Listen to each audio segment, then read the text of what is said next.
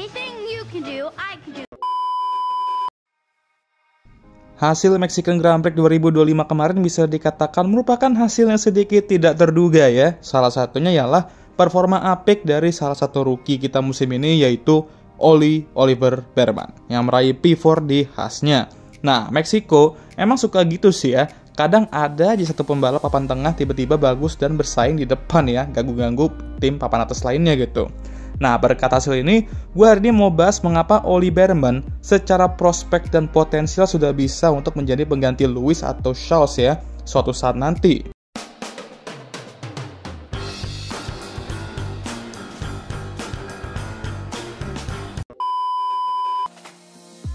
Nah, sebelum kalian komen, "Woi bang, baru juga satu balapan bagus, udah main bahas ganti-gantiin Lewis sama Charles aja." Ingat bang, bisa aja nih cuman one race wonder. Dan ingat bahwa Lewis masih belum habis, dan Charles Leclerc masih cinta sama Ferrari bang.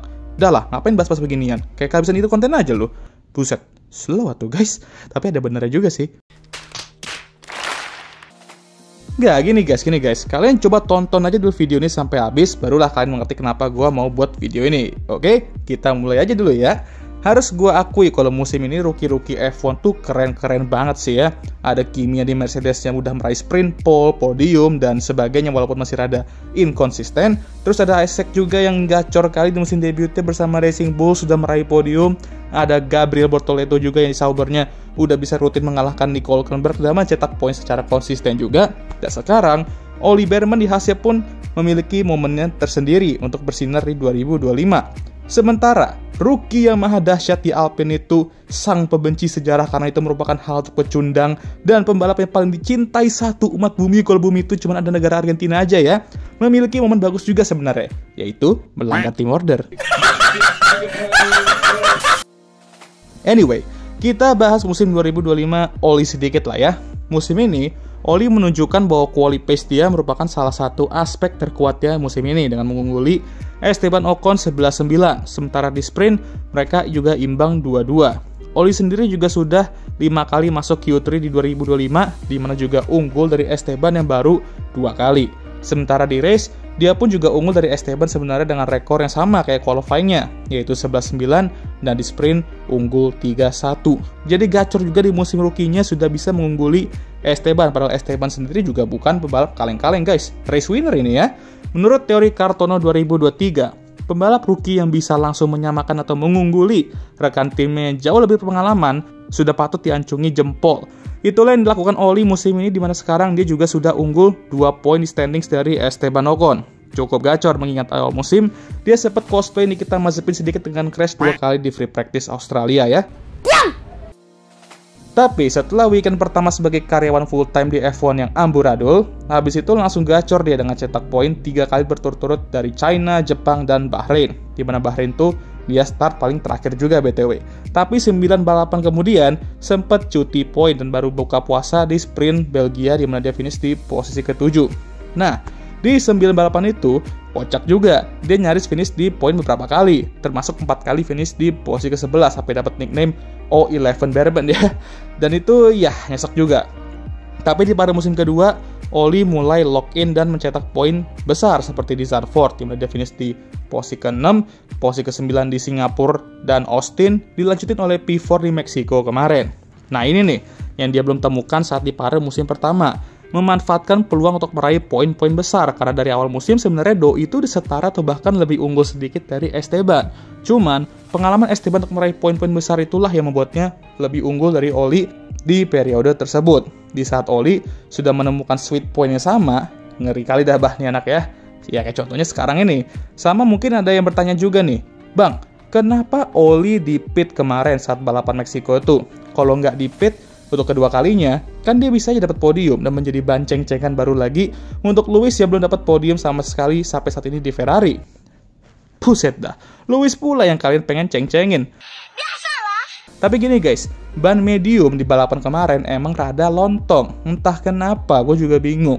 Dan ban soft yang malah OP kali. Apalagi di clean air ya, dimana Oli itu sebenarnya clean air-nya benar-benar lancar banget lah ya kemarin di balapan tuh.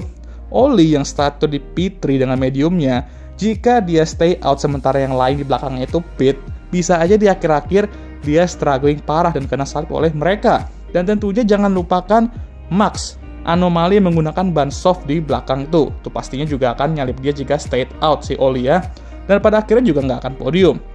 Jadi strategi dia kemarin udah bener nge-cover yang di belakang tuh dan diberkahi posisi keempat karena kegigihan dia untuk nahan dua Mercedes dan Oscar.